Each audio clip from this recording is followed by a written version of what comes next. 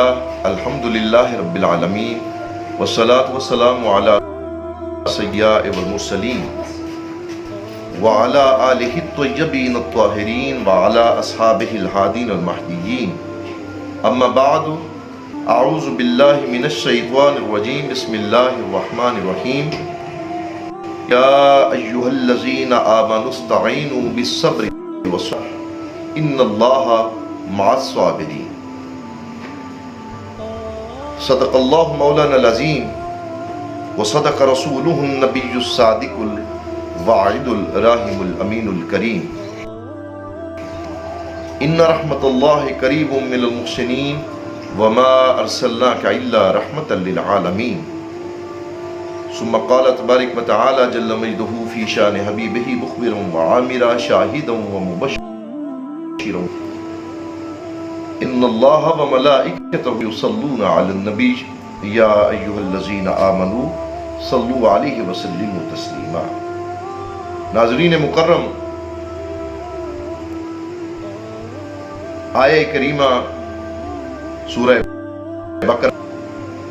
آیت نمبر 153 کہ یا ایھا الذین آمنوا استعینوا بالصبر والصلاۃ ان اللہ مع الصابرین، اے ایمان والو مدد مانگو، استعانت مانگو صبر سے اور نماز سے، ان اللہ مع الصابرین، بے شک اللہ صبر کرنے والوں کے ساتھ ہے۔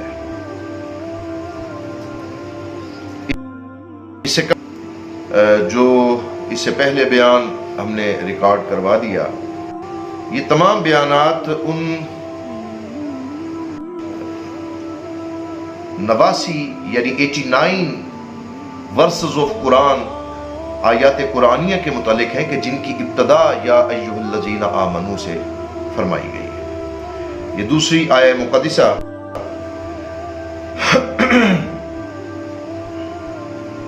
اچھا، اگر تسلسل تھوڑا سا دیکھا جائے اس آیہ کریمہ سے، جو پہلی آیات ہے سورہ بقرہ کی، اس میں ذکر کا بیان کیا گیا، شکر کا بیان کیا گیا، فاذکرونی اذکرکم واشکروا لی ولا تکفرون، اور اس آیہ مقدسہ میں صبر اور نماز کا ذکر کیا جا رہا ہے، کیونکہ نماز حقیقت میں ذکر اللہ ہی ہے، اور صبر کی ایک مسلمان کی زندگی،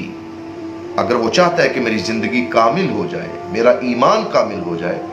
تو جب تک وہ صبر اور شکر کی بھٹی میں تپے گا نہیں، تب تک وہ کندن نہیں ہوگا، کسی صورت اس میں کاملیت نہیں آ سکتی۔ اب اس آیہ مقدسہ میں یہ ارشاد فرمایا گیا کہ صبر اور نماز سے مدد مانگو۔ اب صبر سے مدد طلب کرنا یہ ہے کہ عبادت کی ادائیگی، گناہوں سے رکنے اور نفسانی خواہشات کے پورا نہ ہونے پر صبر کیا جائے۔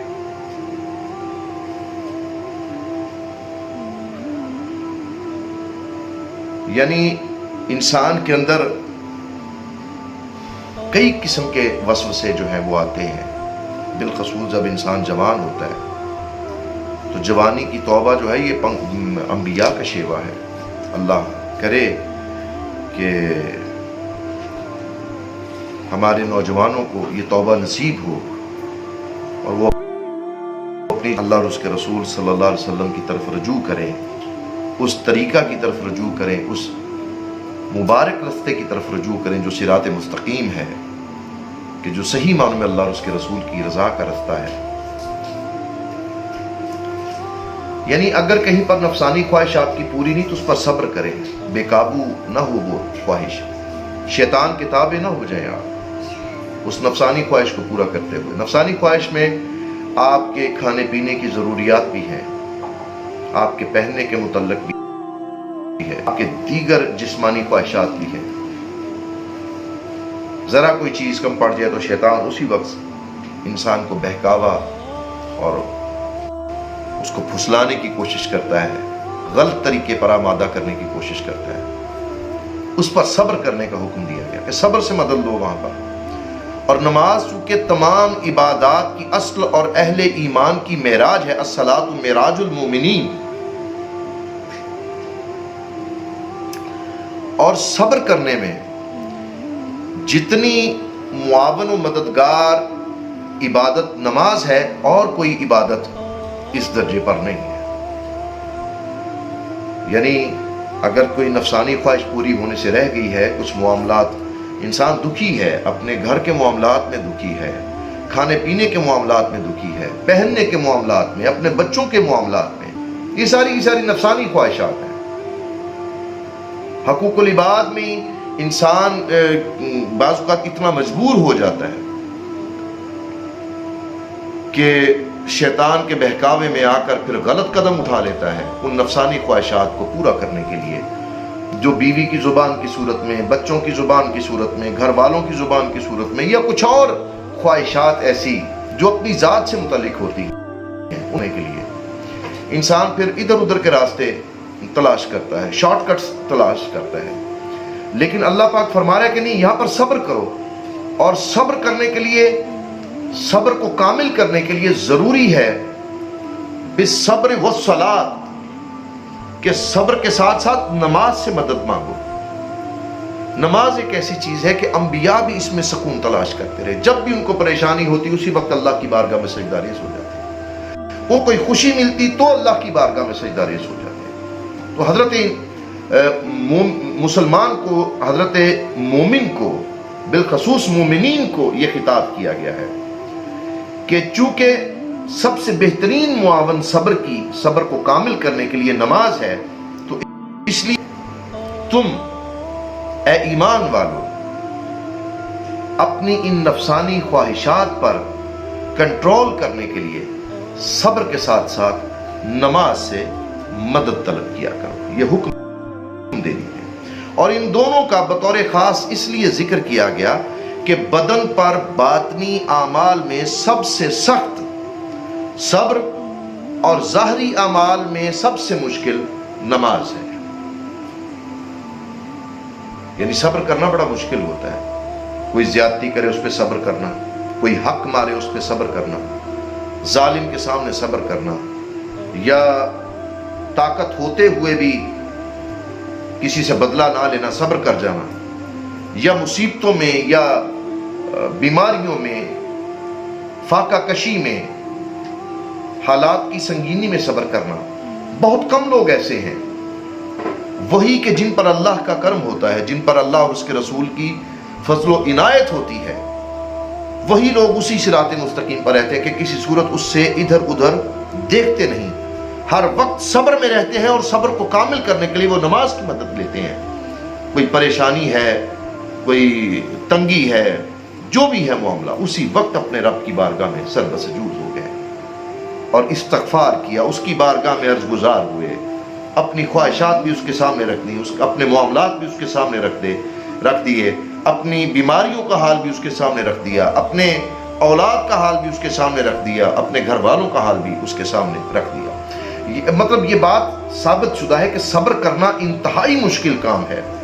یعنی بدن کے جو باطنی اعمال ہیں ان میں سب سے مشکل صبر ہے، اور ظاہری اعمال میں جو سب سے مشکل کام لگتا ہے آج کل کے انسان، نماز ہے۔ یعنی نماز پڑھنے کے لیے شیخ صاحب آپ کو تو پتہ ہے کتنی تگودو کرنی پڑتی ہے، آپ کو کتنی بار کہنا پڑتا ہے، پھر جا کے کہیں نصیب ہوتی ہے نماز۔ اور بعض اوقات تو بندہ یہ کہتا ہے کہ میں نے نہیں پڑھی۔ ہاں جی، اکثر شبیہ الحسنین سے سوال کیا جاتا ہے کہ نماز پڑھی ہے؟ میں نے نہیں پڑھی۔ بھئی تم کون ہوتے ہو نہ پڑھنے والے؟ جب نماز نہیں پڑھتے سمجھ لو کہ اللہ نے تمہیں توفیق نہیں بخشی، اللہ نے تمہیں توفیق ہی نہیں بخشی کہ تم اس کی بارگاہ میں جاؤ۔ ایک نماز چھوٹے تو پریشان ہو جایا کرو کہ یا اللہ مجھ سے توفیق کیوں چھن گئی، بھاگو اپنے رب کی بارگاہ کے لیے، اسی وقت وضو کرو اور اس کی بارگاہ میں سر بسجود ہو جاؤ کہ یا اللہ پاک مجھ پر رحم فرما، دنیا کی چیزیں چھین جائیں، مجھے کوئی فکر نہیں، کوئی فرق نہیں پڑتا، مگر تیری طرف سے سجدوں کی توفیق مجھ سے نہ چھوٹے۔ حضور سید المرسلین علیہ السلام بھی نماز سے ہی مدد چاہتے تھے، جیسا کہ حضرت حذیفہ رضی اللہ تعالیٰ عنہ فرماتے ہیں کہ نبی کریم علیہ السلام کو جب کوئی سخت مہم پیش آتی تو آپ صلی اللہ تعالی علیہ وآلہ وسلم نماز میں مشغول ہو جاتے ہیں۔ یہ ابو داؤد کتاب التطوع باب وقت قیام النبی صلی اللہ علیہ وسلم من اللیل اور جلد دوئم اور صفحہ ہے 52 اور حدیث کا نمبر ہے 1319۔ اچھا، اسی طرح نماز استسقاء اور نماز حاجت بھی نماز سے مدد چاہنے کی ہی صورت ہے۔ اکثر قحط سالی ہو جاتی ہے، بارش نہیں ہوتی، تو بھی تو نماز پڑھتے ہیں نا، 2 رکعت مدد مانگتے ہیں نا، تو یہ بھی اسی کی ایک صورت ہے۔ اور جو نماز حاجت، یعنی کوئی حاجت پیش آ گئی، آپ کی حاجت پوری نہیں ہو رہی، آپ مشکل میں ہیں، نماز فرض نماز کے ساتھ 2 رکعت نماز حاجت بھی آپ پڑھتے ہیں نفل کی صورت میں، تو وہ بھی نماز سے استعانت آپ طلب کر رہے ہیں۔ اب ان اللہ مع الصابرین، کہ بے شک اللہ صابروں کے ساتھ ہے۔ حضرت علامہ نصر بن محمد سمرقندی رحمۃ اللہ تعالی علیہ فرماتے ہیں کہ اللہ تعالیٰ اپنے علم و قدرت سے ہر ایک کے ساتھ ہے،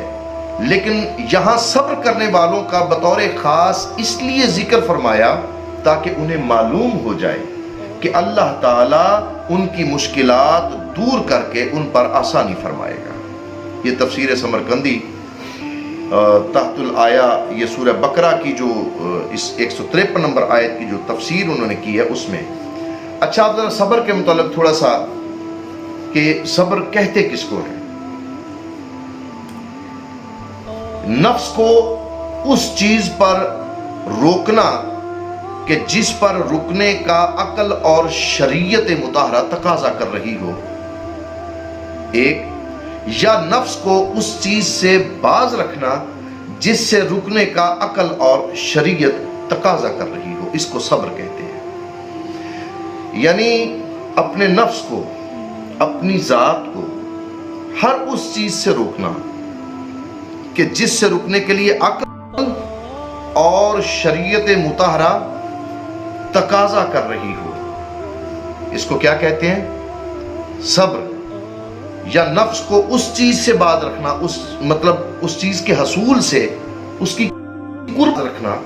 کہ جس کے لیے عقل اور شریعت منع کر رہی ہو، ممنوع قرار دے رہی ہو اس چیز کے قریب جانے، اس کو کہتے ہیں صبر۔ اچھا، صبر اب دیکھیں، ایک تو ہے صبر اقسام کے لحاظ سے اگر دیکھیں تو ایک ہے بدنی صبر، جیسے بدنی مشقتیں برداشت کرنا اور ان پر ثابت قدم رہنا۔ صحابہ اکبار رضوان اللہ اجمعین کی زندگی جو ہے ان مثالوں سے بھری پڑی ہے، اور کیوں نہ ہو کہ ان کے قائد، ان کے پیشوا، ان کے آقا و مولا، ملجا و ماوا، سید المرسلین، شفیع المذنبین علیہ السلام کی حیات طیبہ بھی اسی چیز سے عبارت ہے کہ پتھر مارے گئے آپ کو لیکن آپ نے صبر کیا، غلاظتیں پھینکی گئی آپ پر، آپ نے صبر کیا، کانٹے بچھائے گئے رستوں میں، آپ نے صبر کیا، اوجڑیاں پھینک دی گئی آپ پر، آپ نے صبر کیا، کوڑے پھینکے گئے، آپ نے صبر کیا، گالیاں دی گئیں آپ کو، آپ نے صبر کیا۔ اور آپ کے غلاموں کی بھی شان یہی ہے۔ جناب حضرت بلال حبشی کا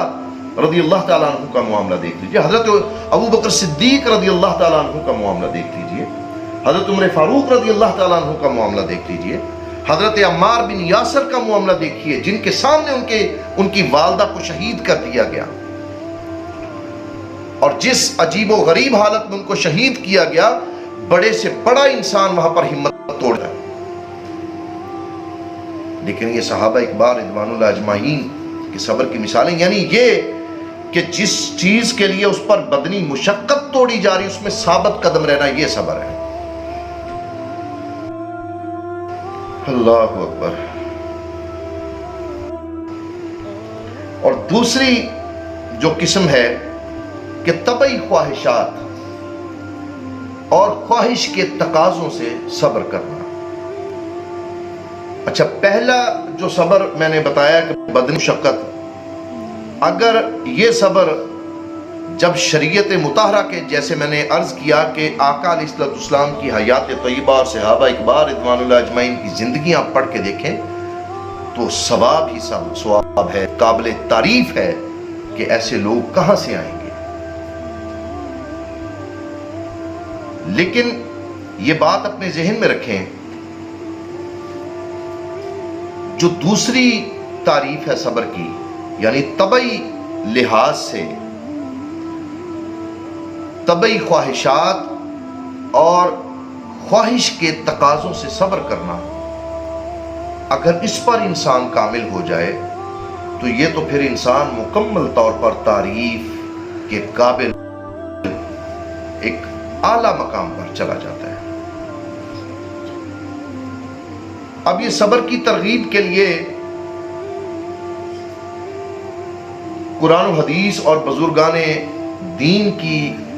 جو زندگیاں ہیں، ان کے اقوال جو ہیں، ان میں جو صبر کے بے پناہ جو فضائل بیان کیے گئے، ان میں سے چند ایک میں آپ کے سامنے رکھتا ہوں تاکہ ہمیں ترغیب ہو کہ ہم صبر کی طرف آئیں۔ سب سے پہلی بات تو یہ کہ اللہ تعالیٰ نے خود فرما دیا، یہ 10ویں پارے میں بھی ارشاد فرمایا ہے، سورہ الانفال 46 نمبر آیت میں، کہ اللہ تعالیٰ ان اللہ مع الصابرین۔ پھر 14ویں پارے میں اللہ پاک نے فرمایا، یہ سورہ نحل ہے اور آیت نمبر ہے 96، کہ صبر کرنے والوں کو اس کے عمل سے اچھا اجر عطا کیا جائے گا۔ پھر 23ویں پارے میں سورہ الزمر میں 10ویں آیت میں اللہ رب العزت نے ارشاد فرمایا کہ صبر کرنے والوں کو بے حساب اجر ملے گا، جس کا حساب ہی نہیں، بغیر حساب۔ اچھا، آگے جو ہے کہ معجم الکبیر جلد 12 صفحہ 141 اور الحدیث، حدیث پاک کا نمبر انٹرنیشنل جو ہے 12829 ہے، کہ صبر کرنے والوں کی جزا دیکھ کے قیامت کے دن لوگ حسرت کریں گے کہ کاش ہم نے بھی صبر کیا ہوتا، کہ کاش ہم نے بھی صبر کیا ہوتا۔ یہ حدیث پاک کا بیان ہے کہ لوگ حسرت کریں گے ان کا اجر دیکھ کر قیامت کے دن، جو صبر کرنے والے ہیں۔ پھر فرمایا سورہ بقرہ میں 157 نمبر آیت میں، صبر کرنے والے اللہ تعالی کی طرف سے درود و ہدایت اور رحمت پاتے ہیں، یعنی اللہ کی طرف سے یہ اجر ہے، درود بھی، ہدایت بھی اور رحمت بھی اس کے لیے ہے جو صبر کرتا ہے۔ پھر 4تھے پارے میں سورہ آل عمران آیت نمبر 146 میں، کہ صبر کرنے والے اللہ تعالیٰ کو محبوب ہیں، پسند ہیں، اللہ ان سے محبت کرتا ہے جو صبر کرتے ہیں۔ پھر فرمایا حدیث پاک مستدرک کتاب التفسیر الصبر نصف الایمان، جلد 337 صفحہ اور 3718 نمبر حدیث پاک، کہ الصبر نصف الایمان، کہ جو صبر ہے یہ آدھا ایمان ہے، میرے آقا کریم علیہ السلام کا فرمان عالی شان ہے۔ پھر احیاء علوم الدین کتاب الصبر والشکر بیان فضیلت الصبر میں 4تھی جلد صفحہ 76 پر یہ درج کیا گیا کہ صبر جنت کے خزانوں میں سے ایک خزانہ ہے۔ کیا ہے؟ خزانہ ہے، جنت کے خزانوں میں سے کیا؟ صبر، چاہے وہ بدنی مشقت کی صورت میں ہو یا طبعی خواہشات، نفسانی خواہشات کی صورت میں ہو۔ پھر ترمذی شریف میں حدیث نمبر ہے 2407 اور کتاب الزہد ہے، باب ما جاء فی الصبر علی البلاء، بلاؤں اور مصیبتوں پر صبر کرنا، 4تھی جلد صفحہ 179، حدیث نمبر 2407، کہ صبر کرنے والے کی خطائیں جو ہیں وہ مٹا دی جاتی ہیں، یعنی اس کی لغزشیں، خطائیں، اس کے چھوٹے موٹے گناہ معاف کر دیے جاتے ہیں وہ مصیبتوں پر جب صبر کرتا ہے۔ اور پھر شعب الایمان میں جو السبعون من شعب الایمان فصل فی ذکر ما فی الاوجاع 7ویں جلد ہے، صفحہ 201 ہے اور 9099 نمبر یہ حدیث پاک ہے کہ صبر ہر بھلائی کی کنجی ہے، ہر نیکی کی کنجی کیا ہے؟ صبر ہے، صبر کریں۔ اچھا، غیر خدا سے مدد مانگنا شرک ہے یا نہیں، یہ بھی اس آیہ کریمہ نے مسئلہ حل کر دیا۔ اس آیت سے یہ بھی پتہ چل گیا کہ یا ایھا الذین آمنوا استعینوا بالصبر والصلاۃ، اب نہ تو صبر خدا ہے اور نہ ہی صلاۃ خدا ہے، یہ دونوں غیر خدا ہیں۔ ثابت ہو گیا کہ غیر خدا سے مدد مانگنا، مدد طلب کرنا شرک نہیں ہے، جائز ہے۔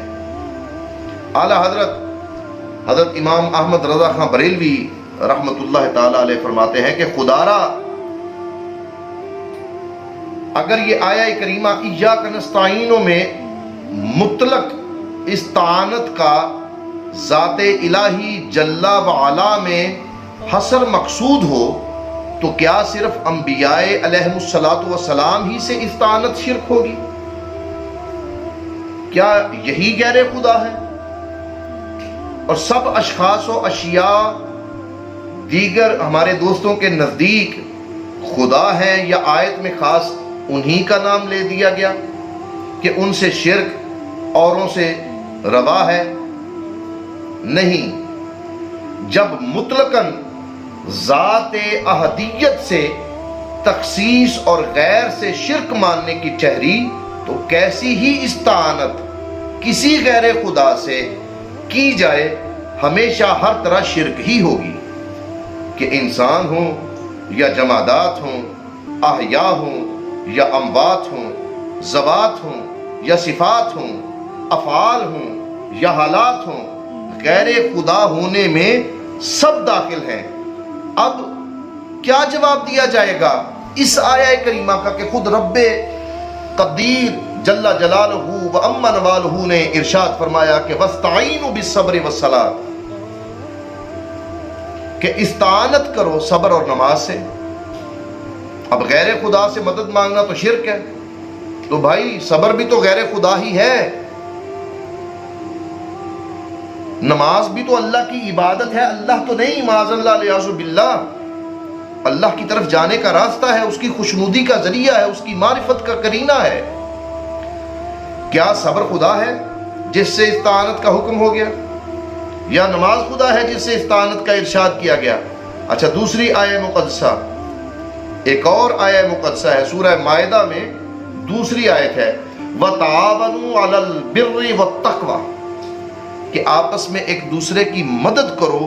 بھلائی اور پرہیزگاری پر۔ اگر غیر خدا سے مدد لینی مطلقاً محال ہے تو اس حکم الہی کا کیا حاصل ہے بھائی؟ اور اگر ممکن ہو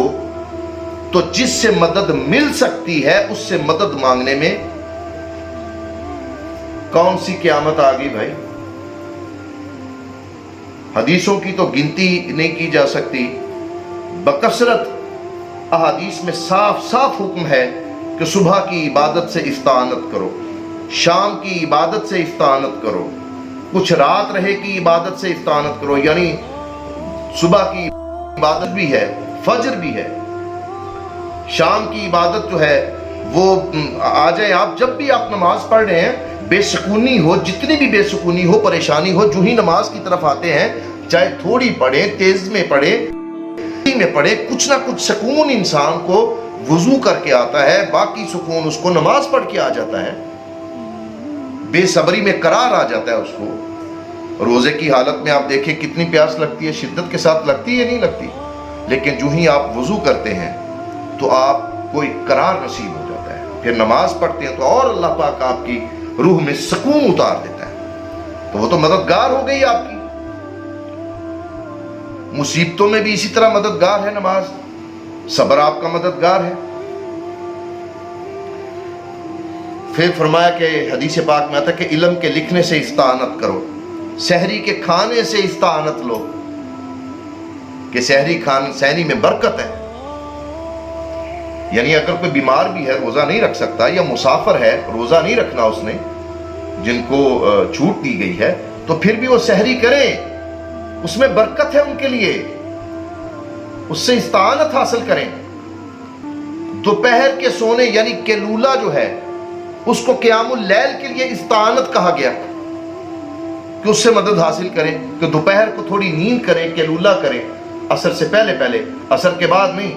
کیونکہ عصر کے بعد اگر کوئی سویا رہتا ہے تو آقا علیہ السلام کا فرمان عالی شان ہے کہ اس کو نسیان ہو جاتا ہے، بھولنے کی بیماری ہو جاتی ہے اس کو۔ اور پھر حاجت روایوں میں حاجت چھپانے سے استعانت حاصل کرو۔ یہ تمام کی تمام استعانت کے متعلق ہی ہیں، مدد کے متعلق ہی ہیں، اور یہ ساری استعانتیں، یہ ساری مددیں غیر خدا سے مانگی جا رہی ہیں، خدا سے نہیں مانگی جا رہی۔ اب ان صاحبوں کو خیال کرنا چاہیے۔ اور مزید تفصیل جو ہے وہ اس کی اعلیٰ حضرت فتاوی رضویہ کی جو 21ویں جلد ہے نا، اس میں ایک رسالہ لکھا ہے برکات الامداد لأہل الاستمداد، اس کا مطالعہ کیا جائے تو بات، تو اللہ رب العزت مجھے بھی اور آپ کو بھی صبر سے اور نماز سے مدد حاصل کرنے کی توفیق عطا فرمائے، کیونکہ صبر ہر نیک کام کی کنجی ہے اور اللہ کی رضا کا سبب ہے، اللہ کی محبت کا سبب ہے۔ اللہ پاک مجھے بھی اور آپ کو بھی صبر کرنے کی اور نماز پڑھنے کی توفیق عطا فرمائے۔ وآخر دعوانا الحمدللہ رب العالمین۔